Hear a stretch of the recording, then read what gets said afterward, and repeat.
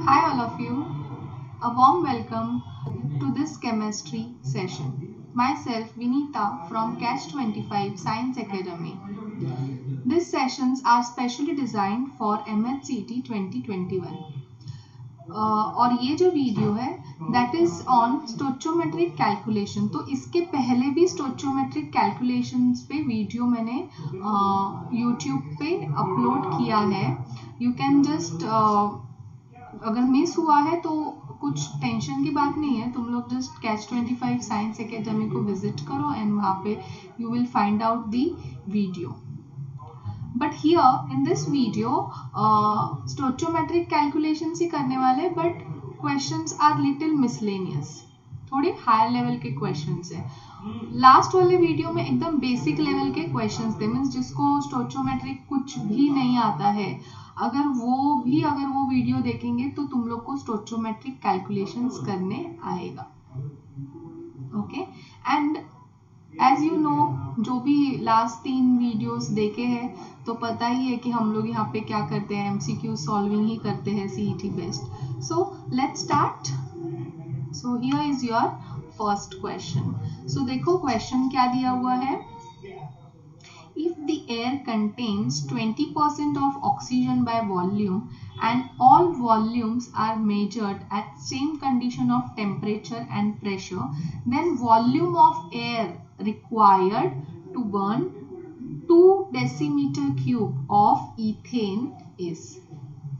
Okay, so क्या बोला है,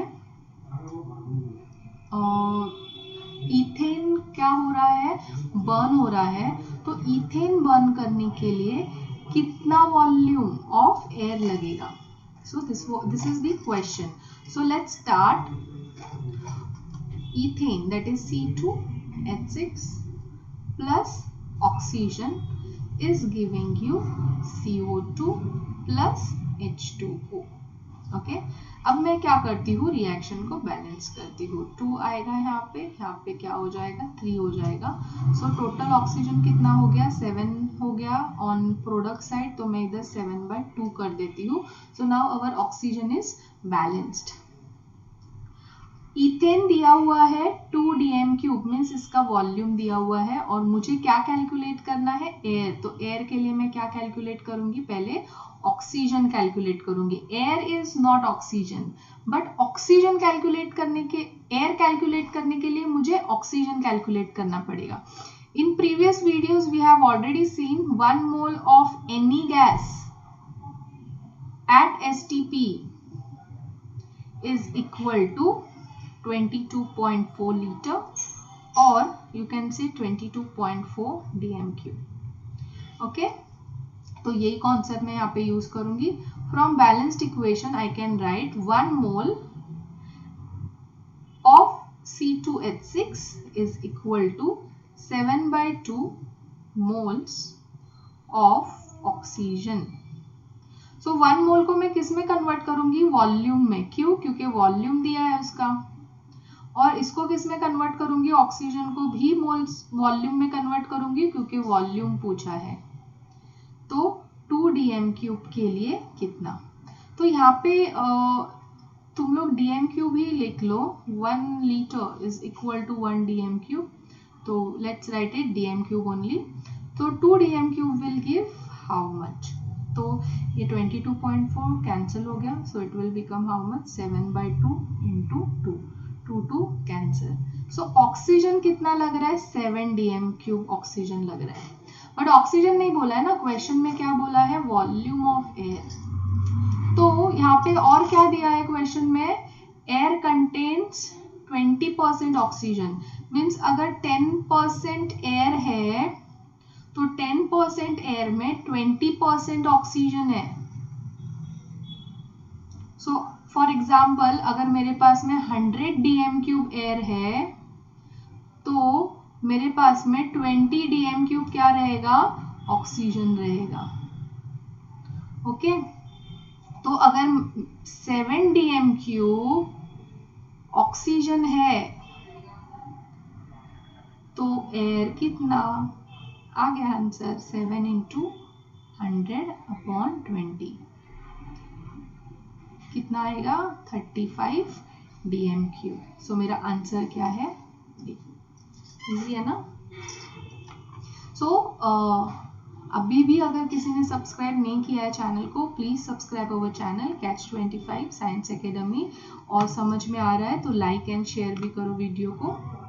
और ये इसका सॉल्यूशन है, so you can take screenshot of this. Okay, चलो नेक्स्ट क्वेश्चन करते हैं। सो क्वेश्चन बहुत इंटरेस्टिंग क्वेश्चन है, क्वेश्चन को ठीक से पढ़ो। Gastric juice contains 3 grams of HCl per liter. If a person produces 2.5 liter of gastric juice per day, how many antacid tablet each containing 400 milligrams of ALOH thrice are needed to neutralize all HCl produced in 1 day? तो HCl को neutralise करने के लिए जो भी अपने body में एक दिन में HCl प्रोड्यूस होता है, वो HCl को न्यूट्रलाइज करने के लिए कितना ALOH थ्राइस का टैबलेट्स मुझे लेना पड़ेगा, क्योंकि एंटासिड टैबलेट के अंदर ALOH थ्राइस प्रेजेंट होता है। ठीक है, तो पहले मैं क्या करती हूँ, गिवन डेटा को लिख लेती हूँ। अभी यहाँ पे क्या बोला है, गैस्ट्रिक जूस जो होता है, गैस्ट्रिक जूस जो है दैट इज 3 ग्राम पर लीटर। ओके, पर्सन जो होता है, अ पर्सन, वो क्या करता है, 2.5 लीटर गैस्ट्रिक जूस प्रोड्यूस करता है पर डे, एक दिन में। ओके, तो कितना HCl प्रोड्यूस करेगा वो, पहले तो मुझे HCl का क्वांटिटी पता होना चाहिए।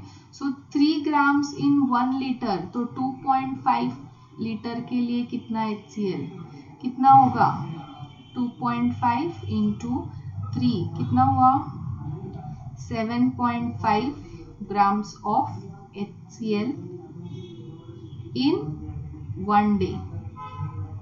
ओके, अभी HCl तो मिल गया ना, मीन्स एवरी डे अपने बॉडी में 7.5 ग्राम्स HCl प्रोड्यूस होता है। तो अभी 7.5 ग्राम्स HCl को न्यूट्रलाइज करने के लिए कितना ALOH थ्राइस लगेगा, ये मुझे फाइंड करना है। So HCl plus ALOH thrice gives you AlCl3 plus H2O, simple neutralization reaction. इसको बैलेंस करते हैं, 3 आएगा यहाँ पे, फिर हाइड्रोजन कितना हो गया, ये 3 और ये 3, 6, तो मैं इधर क्या करती हूँ 3 कर देती हूँ। ऑक्सीजन बैलेंस हो गया, एल्यूमिनियम बैलेंस हो गया, हाइड्रोजन बैलेंस हो गया और सब बैलेंस हो गया। ओके, अब क्वेश्चन में ये क्या है, 7.5 ग्राम्स है और मुझे क्या कैलकुलेट करने का है, इसका मास कैलकुलेट करना है।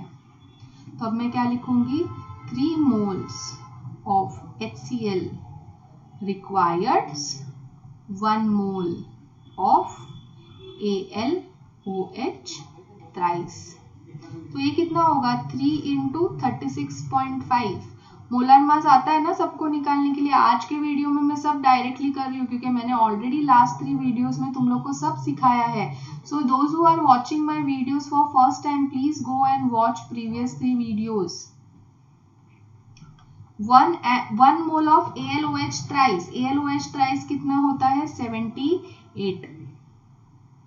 ओके, तो 7.5 के लिए कितना, जस्ट क्रॉस मल्टीप्लाई करो सब लोग फटाफट और आंसर देखो कितना आता है एंड इसको पॉज कर लो।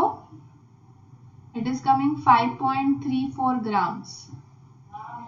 ओके, तो ALOH थ्राइस कितना लग रहा है न्यूट्रलाइज करने के लिए 5.34 ग्राम्स। अब एक टैबलेट के अंदर 400 मिलीग्राम्स ALOH थ्राइस होता है, इसको मैं ग्राम्स में कन्वर्ट करती हूँ. 400 into 10⁻³ gram. 1 gram is how much?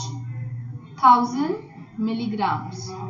So it is 0.4 grams.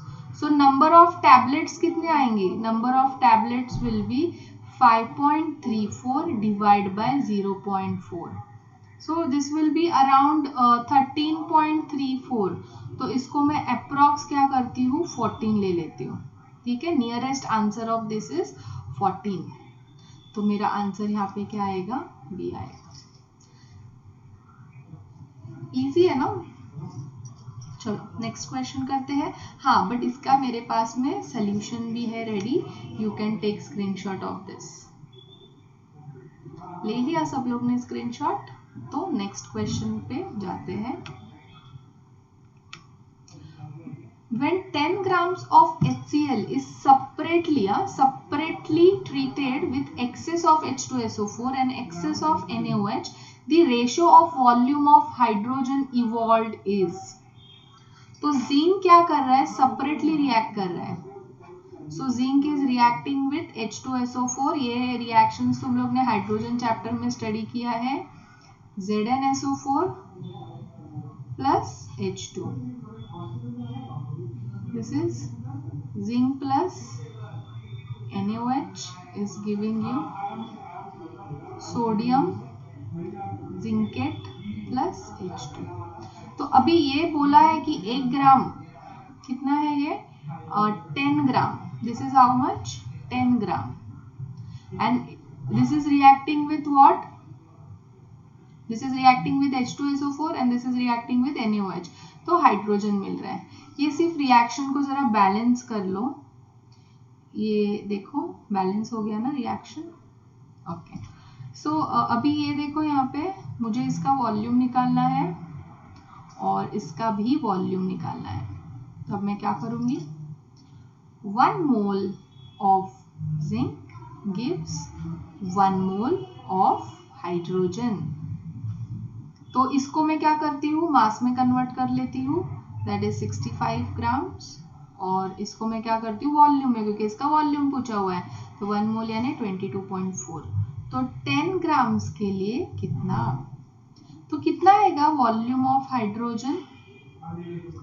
10 into 22.4 divide by 65. Okay, इसको मैं ऐसा ही रख लेती हूँ.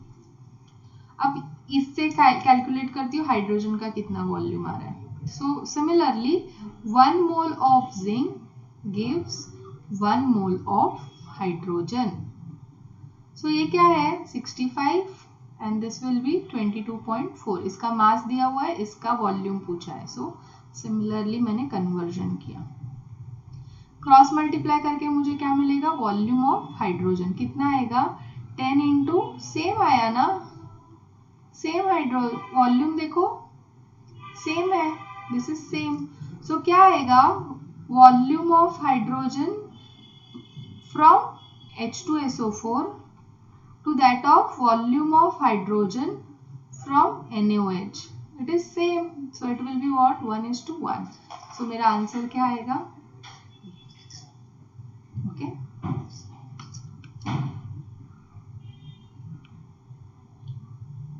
So you can just take screenshot of this.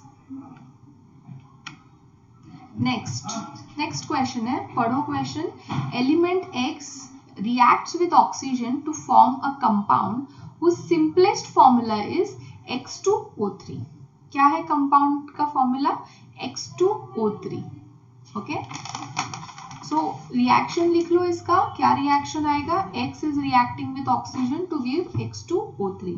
Now if 0.359 grams of X reacts to give 0.559 grams of compound, the atomic weight of X is.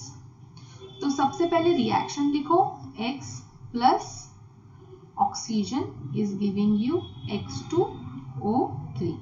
Okay, balance कर लो अभी इसको. ये मैं यहाँ पे 2 करती हूँ, यहाँ पे 3, X कितना है? 4. क्या बोल रहे हैं इधर इन लोग कैलकुलेट करने के लिए? एटॉमिक वेट ऑफ X बोल रहे हैं कैलकुलेट करने के लिए.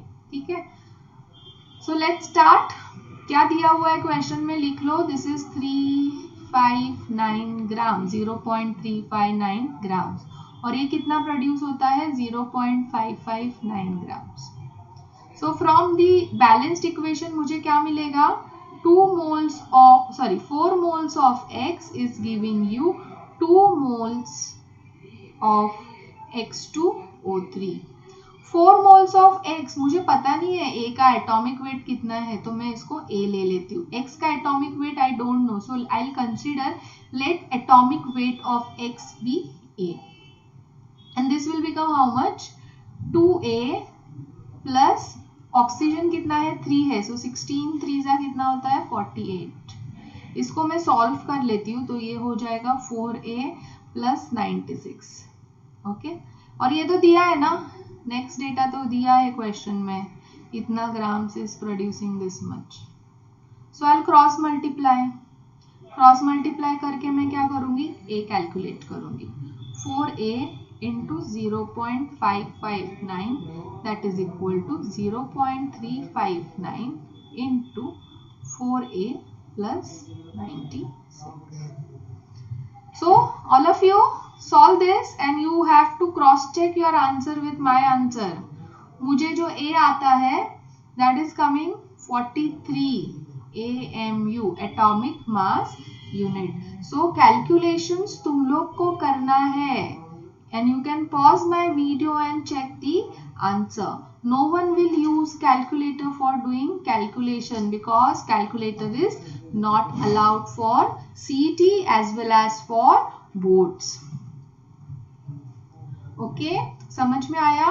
So इसका solution है मेरे पास में, you can take screenshot of this. Next question.